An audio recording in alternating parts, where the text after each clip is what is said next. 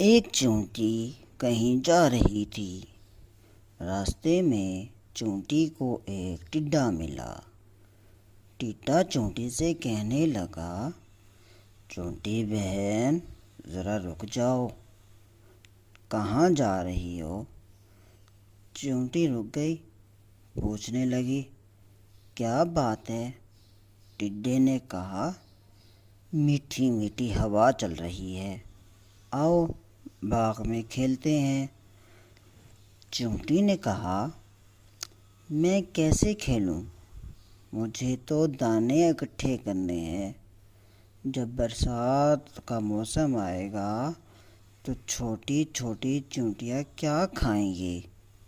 مجھے گھر بھی ٹھیک کرنا ہے، برسات کے پانی سے گھر ٹوٹ سکتا ہے۔ ٹڈے نے کہا، او جی ہم تو کھیلتے ہی ہیں، ہم سے نہیں ہوتا یہ کام۔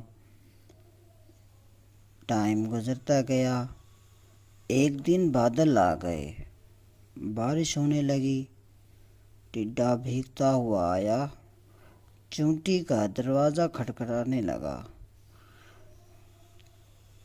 دروازے کی کھٹکھٹاہٹ سن کر چونٹی نے دروازہ کھولا۔ ٹڈا چونٹی سے کہنے لگا، چونٹی بہن مجھے بھی اپنے گھر میں تھوڑی سی جگہ دے دو، میں بری طرح بھیگ گیا ہوں۔ جب تک بارش ہو رہی ہے اس وقت تک مجھے یہاں رہنے دو، میں پھر چلا جاؤں گا۔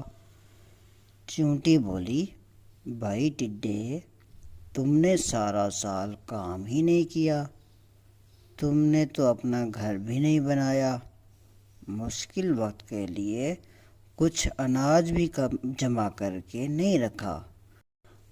جاؤ، میں تمہاری مدد نہیں کر سکتی۔ جو سستی کرتے ہیں ان کی یہی سزا ہے۔ ٹڈا گڑ گڑانے لگا، رونے لگا، چونٹی بہن اس بار مجھے معاف کر دو، آگے سے محنت کیا کروں گا۔ چونٹی نے ٹڈے کو چاول کے کچھ دانے دیے اور کہنے لگی، لو کھا لو، لیکن میرے گھر میں تمہارے لیے کوئی جگہ نہیں ہے۔ یہ سن کر ٹڈا روتی ہوئی شکل لے کر چلا گیا اور چونٹی واپس اپنے گھر چلی گئی۔ پیارے بچوں، ہمیں اس سے یہ سبق ملتا ہے کہ سستی اور کاہلی نہیں کرنی چاہیے، کیونکہ محنت میں عظمت اور برکت ہے۔